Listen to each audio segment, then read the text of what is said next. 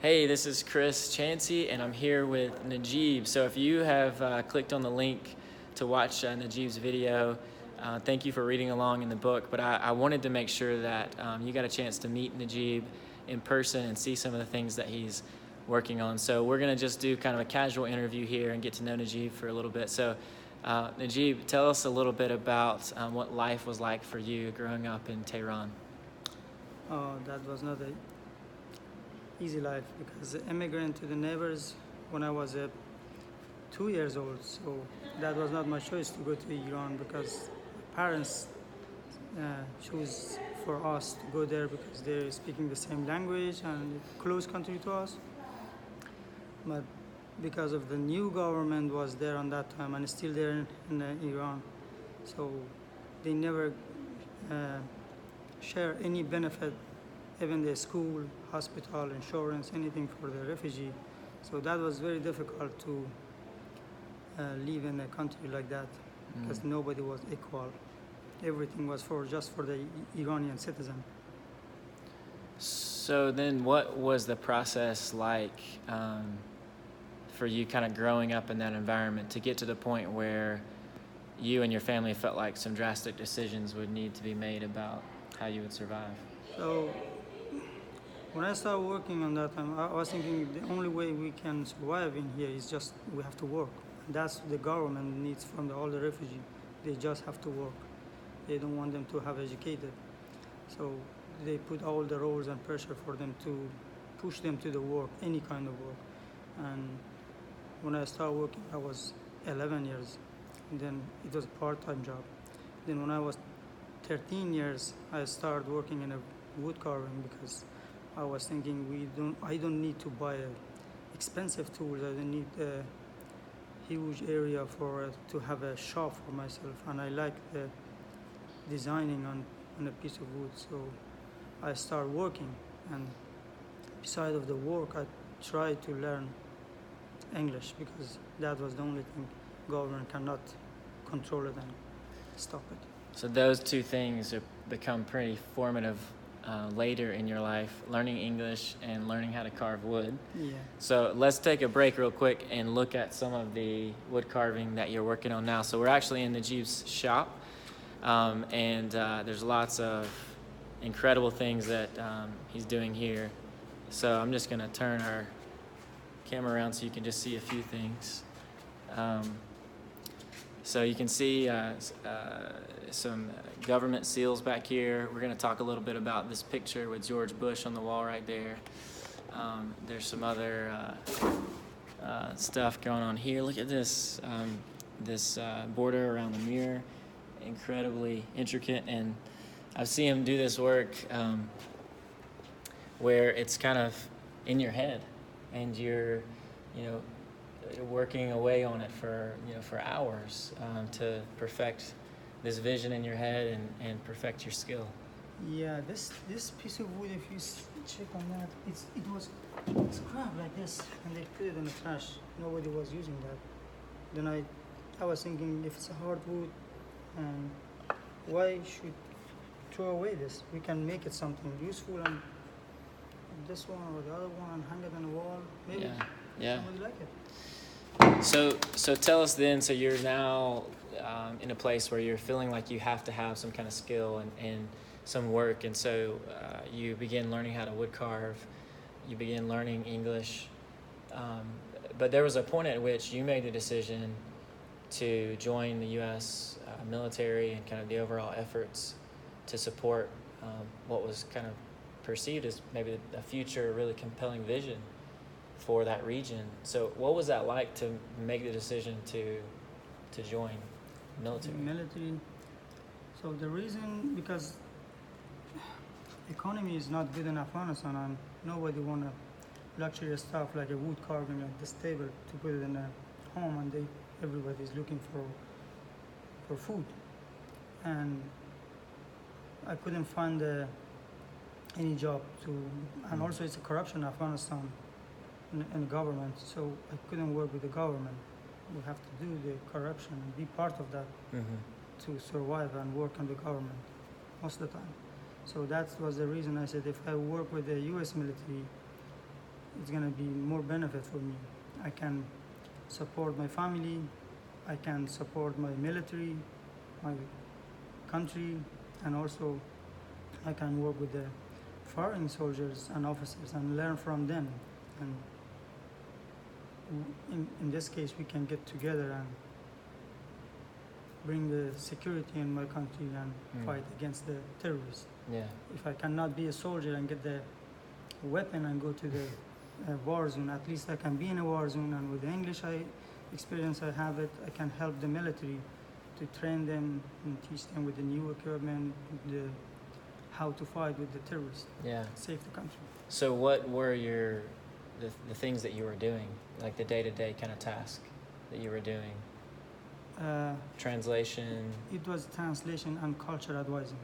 Okay. Because when the U.S. military is coming to Afghanistan, they have a training in here, but this training is from the Afghan people. They left the country many years ago, and they don't have the update information about how is the ideology of the nation right now, and also when something happened,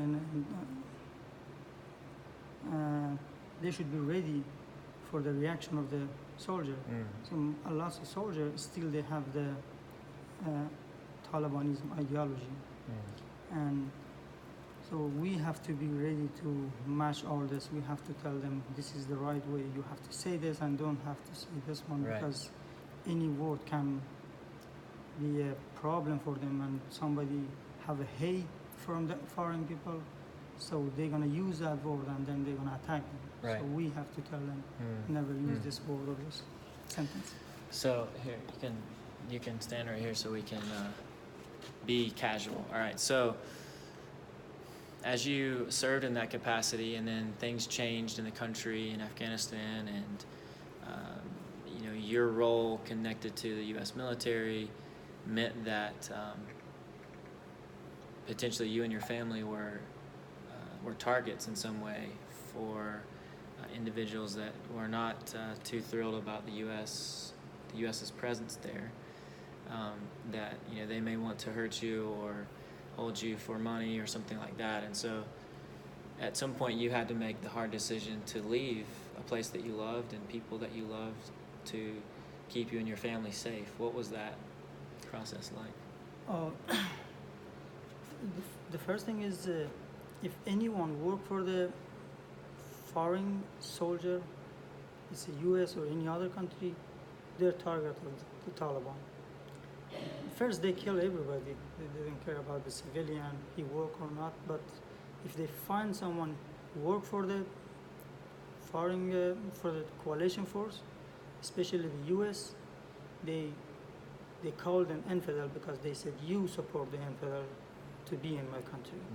They're not thinking we translate, because before the American came, before 2001, we never have a government. We never have a military, police, government, nothing. So all this was made when they came to the Afghanistan. So we have to help to each other to build a strong country to be out of the terrorism. So they don't like this. Yeah. So that's why they have a reason for themselves. They make it as a reason to kill a translator or his family, and give them the pain for all the life when they kill their kids or wife or parents. So they attack my father and they injured him, and he's an old person. He's like 68 or 70 years old.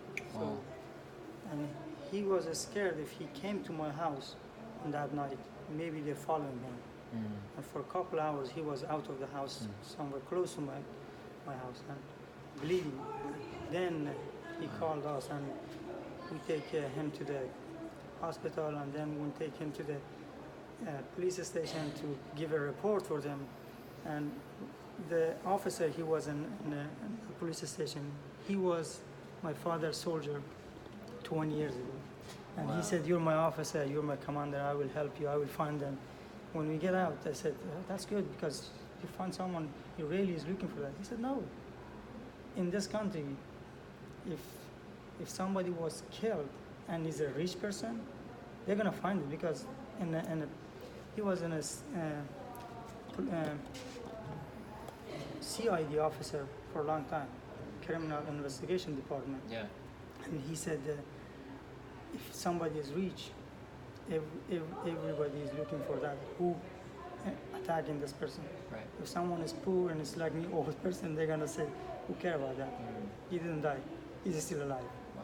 And they're not gonna find it. Still nobody find it. So that event was really what led you to say, we have to seek a safer place for my family. Yes, I was thinking nobody has a problem with this person because he never make any problem for anyone. Yeah. And he was not directly Right. working with any criminal because he was an officer, he was a colonel, and whatever he did, he was just giving a order for the soldier to do that for him. And then he left the Kabul and he went to my village and he went to my province, it's a Panjshir province, and it's a couple of years he's still living there. He's alone. That was the reason we applied for the Special Immigration Visa, but actually I didn't know about this program. I shared So this. the SIV program though is meant for individuals like yourself who served with the military, who are in danger, and in the U.S. Actually through George W. Bush created the program to resettle those individuals and their families in the U.S. safely. Yeah, I shared this with my mentor. The guy, he was when I present the congressional seal, he was with me in here. He and his wife. His name is Jose Gonzalez. Yes, I remember meeting him. Yeah, I told him this has happened for my father, and he said, "You can go to United States to save your family." I said, "It's not easy." I didn't know about this. SIV is not easy also. Right. Yeah. And he said, "Give me one night," and he worked all the night. Then he bring a lot of paper. He said, "All the program is this." I said, "What I have to do all this program?" He said, "Don't worry, just bring your passport." And he helped me for all that. Wow. Even he was not in Afghanistan, he was in US. He helped me also Wow. to get out of the country and be safe. So when you made that decision, and then you are able to be resettled, you come to Clarkston. Yeah. Take us through what the next couple years was like to find a place where you can get a job and get some training. That was very hard. Yeah. Because first time when we came in here, I was asking for the job. And for the resettlement agency, it's not easy to find a job to match with the person's experience. Right. Like for example, I did the wood carving. If they put me in a chicken company, I cannot work as a You can't carve a chicken. No. So that's why I told them, give me something else, like a car wash, something I can do it. So they couldn't find a job for me. Then I told all the friends, and the money it's a welcome money for each person. They spend that for the apartment rent, and then it was 3 months. After 3 months, they told me, you don't have any other support from the agency, so you have to find next month job, and you have to be independent. So I said, if you cannot find it in the 3 months, how can I find it? They said, we find a chicken company. So I said, I cannot do that. And then they find a job like a 1 hour driving from here, and they said, this is $10, a good pay. So I have to pay all the money for the gas. Yeah. So I found a job in an Atlanta kitchen, and I was working there. It was close to my house, and the job was just in a depot. When they bring the stone, we have to, when the customers came, we have to issue the what type of a stone they needed for the shop or for the customer. Right. And I have to carry it from the depot to the shop, all the way walking with the forklift. 10 hours walking every day. That was the hard part. And then you got connected to what's now called Tecton to take some classes here. Yeah, I was doing carving this mirror frame in a parking lot. with a small table, and you know, Atlanta weather is crazy. Sometimes it's sunny and then it's gonna be rainy, and I just work in that 1 hour, half an hour, and I was thinking making noise when I use a chisel. So neighbors, they don't like that noise. They want to be quiet. You know? So one of my neighbors, he saw that and said he graduated from the Lantern project, and he said, go to the Lantern, maybe they can help you to find a space to work over. Then I came here and joined to the class, and I learned safety. I joined to the carpentry class, but I couldn't complete that because I had a family issue. So, and then I get the space for starting this business. Yeah, and you know, after you started training here, we were able to help you find a job at Metro Restorations. Yes. And you got to learn a lot there by just having exposure to restoring furniture and even carving some, right? Yes. That part for 2 to 3 months I was working with a Metro Restoration company, because this job is carpentry. You have to first design it, then carpentry, wood carving, and if we want to finish it, we have to know how to finish it. I didn't have any experience about the finishing, and I learned a lot from the Metro Restoration company about how to finish a job, how to. Even the sanding, I didn't know about the sanding. I just pick up the sand and start on that. I said, no, follow the grain. You have to follow the direction. Why we have to do this one? Yeah. What kind of chemical we have to use for each type of wood. So I learned a lot. Yeah, and then what you just mentioned is that, you know, over time you made a decision to start your own business, doing wood carving and creating this beautiful art. So tell us a little bit about that. What's the name of the business? What kind of projects are you working on right now? When I came in here in January, I think I met with Laura, and she's the new director of the TikTok. Right. So she has a lot of idea for this place and for this company. So she has an idea to make a maker space, because before this I didn't have a key or anything to came inside anytime I wanted. Yeah. So she gave me a chance to work and select the space, how much space I need, and then start my own business. And also she helped me to make the business card, and also Luke helped me, Luke Keller, to how to get the license for this business. Yeah, let's show that off. Look at that framed up on the wall. That's the business license. Yeah. Yeah. And they're all together to help me. They also help me. So now, what are some of the projects that you've been able to do for people? This one is not finished yet. I'm working on this. So this will go to the Public Service Commissioner. Yes. And I have to just put the alphabet in here. I printed. I have to match it with that one, and then the next one is this. And I finished that one. This is for. Yeah, for the mayor of Tucker. Yeah, he asked me when I present the congressional seal. He asked me to make that one. Yeah. But because I didn't have a space, I couldn't make it. Right. And it's like 2 years. Yeah. Yeah. So now you have the space, you have the tools. Yes. And you can focus in on that. So lastly, tell us about this picture up here on the wall with Luke Keller and President George W. Bush. What's that all about?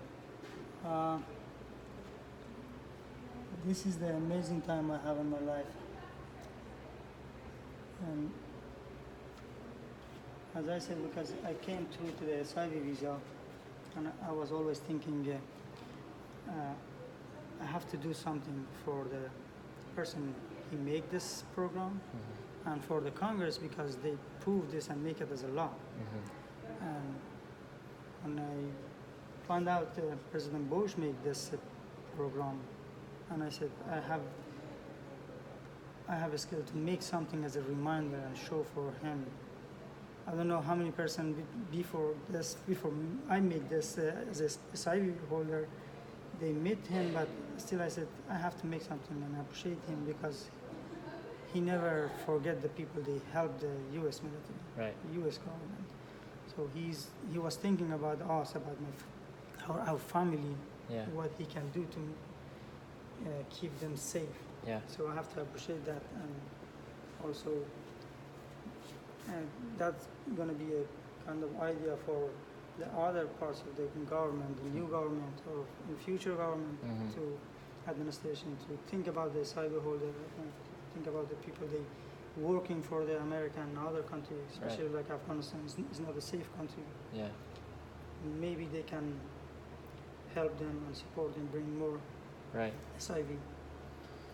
Yeah, well, it's so cool that you got to present that to him and say thank you. And I know he even sent you a letter afterwards telling you how much it meant to him Yeah. to have that hanging up. Such an awesome story. If you have the opportunity to share your thoughts on the overall benefit that refugees and immigrants provide for the U.S., how would you answer that question? What benefit the refugees bringing for the U.S.? Yeah. So each person, when they came to United States, they have a skill. So we have like a welder, carpenter. I have a good friends, they're carpenter, Mm-hmm. and when they came, they have a skill. That skill can help them to help the United States. They can make their own business if they receive the support. Mm-hmm. Like after 5 years, I start from this space Right. because they support me. TikTok Mhm. support me, and Imperial support me too. Yeah.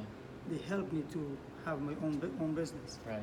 It's not easy for each person to, when they came from different country, to start. They Mhm. need support. Somebody should help them. Yeah.